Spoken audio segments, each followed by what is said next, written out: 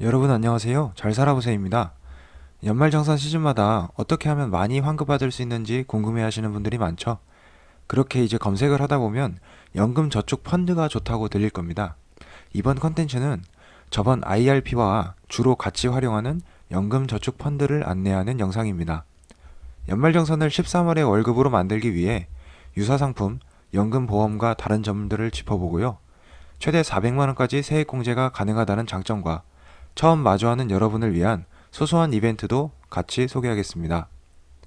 이런 하소연 한 적 많으실 거예요. 저 사람이나 나나 돈은 똑같이 버는데 누구는 연말정산이 월급이라고 엄청 돌려갔네. 진짜 부럽다. 하고요. 배고픈 건 참아도 배 아픈 거는 잘 못 참는 성격이죠. 부러움을 이제 자신의 것으로 만들기 위해 연말정산이 월급처럼 13월의 월급처럼 돌려받는 방법을 알아보겠습니다. 의문을 가지실 겁니다. 이런 의문을 가지실 거예요. 연말정산을 하다 보면 왜 나만 세금 폭탄이야? 이런 생각들이 들 텐데요. 골치 아프고 영문을 모르겠는 여러분들을 위해서 연금 저축 펀드로 어떻게 세금을 돌려받는 건지 방법을 공개합니다.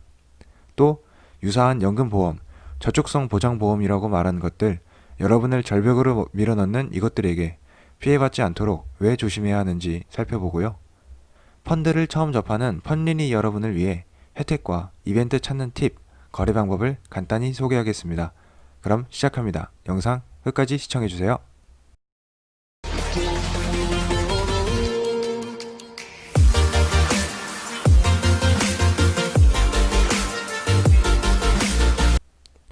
여러분들께 한 가지 질문을 드릴게요.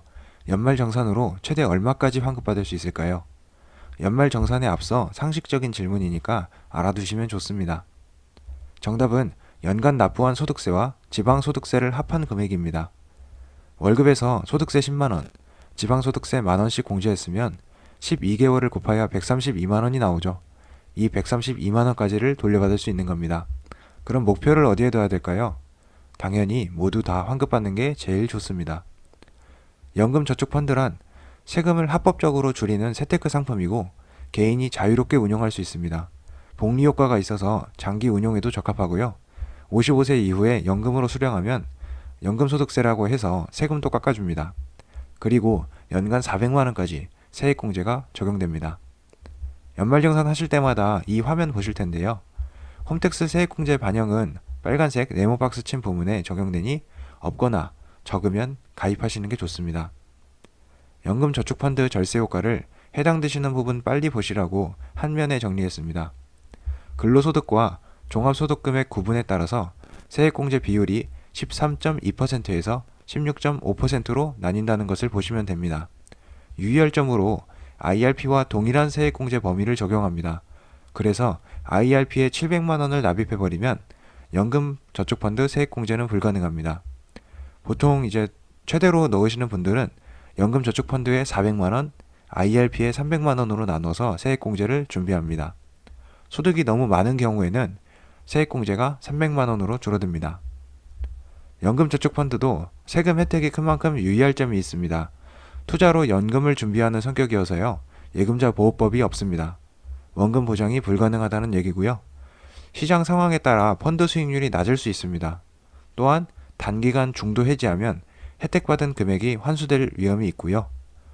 차후 개인 연금 수령액이 연 1200만원 초과하면 세금이 불리하게 매겨지니까 55세 되면 바로 연금을 개시해서 가늘고 길게 받는 것도 좋은 방법입니다. 유의할 점을 봤으니 장점을 볼게요. 장기 투자, 복리 효과가 적용됩니다. 다양한 펀드 상품을 자유롭게 운용하는데 저축 기간 중 세금 추징이 없습니다. 그래서 배당과 같이 원금과 이자를 장기간 쌓아갈 수 있는 복리 효과가 적용됩니다.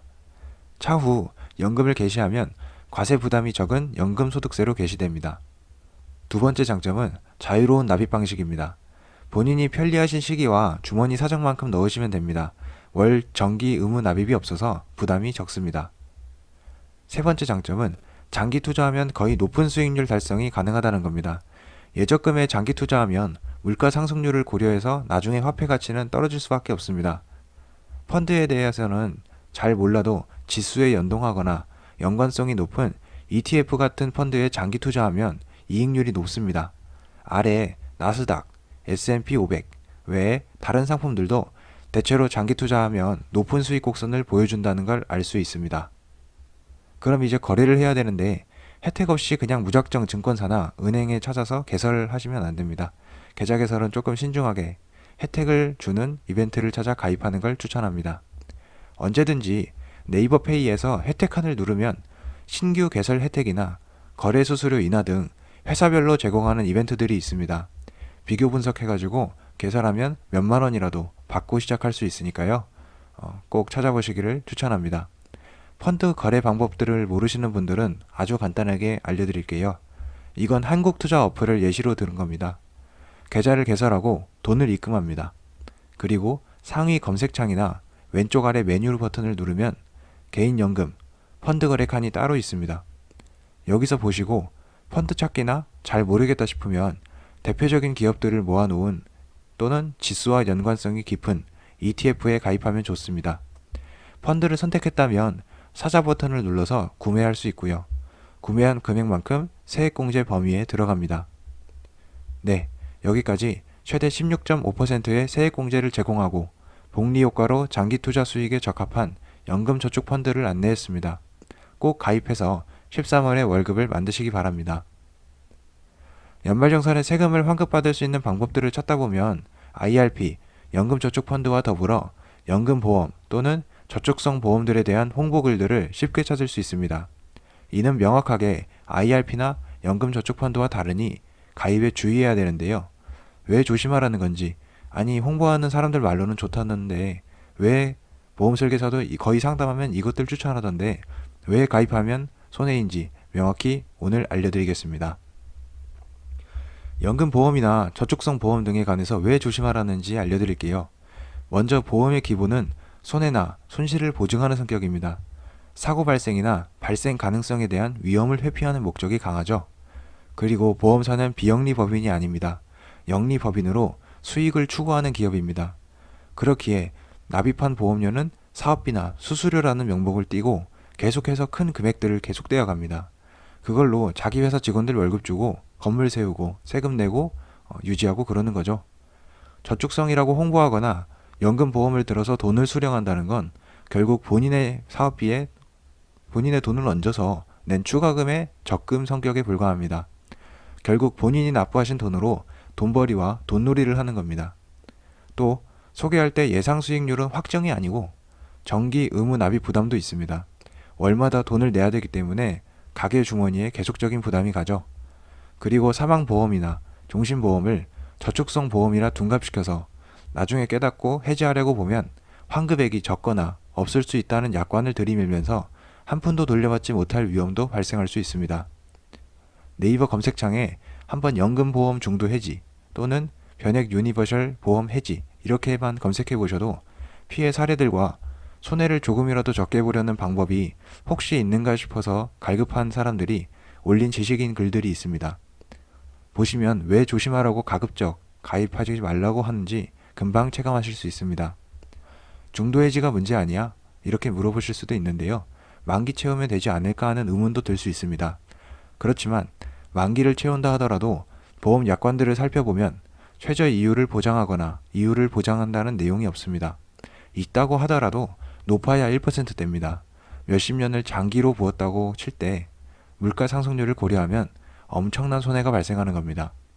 10년에서 30년 만기를 채워도 55세나 60세 등 연금 개시 연령의 나이가 도달해야 지급을 시작하고요. 그 기간은 이익률 공백기가 됩니다. 상대적으로 손해를 보는 거죠. 좀 더 체감하시라고 그나마 환급률이 높이 보이는 가정표를 가져왔습니다. 30세 남자가 60세에 연금을 개시하기로 하고 20년 월납을 든다고 치면요. 만기 납부는 50세입니다. 그런데 연금 개시는 60세네요. 그럼 이 사람은 10년간 보험사에 내 돈을 공짜로 대출해주고 있는 게 됩니다. 주택담보대출을 받아도 2%가 넘는데 그럼 보험사는 무려 10년 곱하기 2%에서 20%만큼의 무이자 대출을 가입자로부터 받는 겁니다. 표의 수익률이 2.1%라는데 이것도 가정이고요. 아까 설명드린 대로 최저 수익률 보장이 얼마인지가 중요합니다. 또 수익률이 보장된다 하더라도 사업비와 이익 난 것에 대한 세금을 떼면 내 돈이 얼마를 손해보던 그때 가봐야 하는 건데 장기간 물가 상승률을 고려하면 엄청난 손해가 되는 거죠. 또 약관에 중도 해지하면 적거나 없을 수 있다라는 말이 있습니다. 혹시 이거 유사한 보험들 가입하신 분들 계시면 약관 한번 살펴보세요. 가입할 때는 수익률을 가정한 이런 표를 보여줍니다. 나중에 돈을 많이 받을 수 있다는 식으로 넘기고요. 그런 다음 가입할 때 슬쩍 말하거나 중도 해지하면 안 된다고 넘어간 다음 서명을 유도합니다. 보험증권에 본인이 서명을 해야 가입하기 때문에 서명이 돼 있는 건 확실한 거고요. 이 점 때문에 나중에 손해본 거를 되찾고 싶어도 굉장히 어려워집니다. 본인이 동의를 했다는 말로 얼마든지 포장이 가능하기 때문입니다. 주위에서 이걸로 손해보신 분들을 너무 많이 봤습니다. 300만 원 넣고 291원만 받으신 지인분도 계시고요. 그리고 이런 보험은 보통 20세 사회 초년생이나 막 군대 나온 친구들, 어디서 신상을 받아가지고 보험사에서 연락들이 돌려지는지 모르겠는데 잘 모르고 가입했다가 수십만 원, 수천만 원 손해봅니다.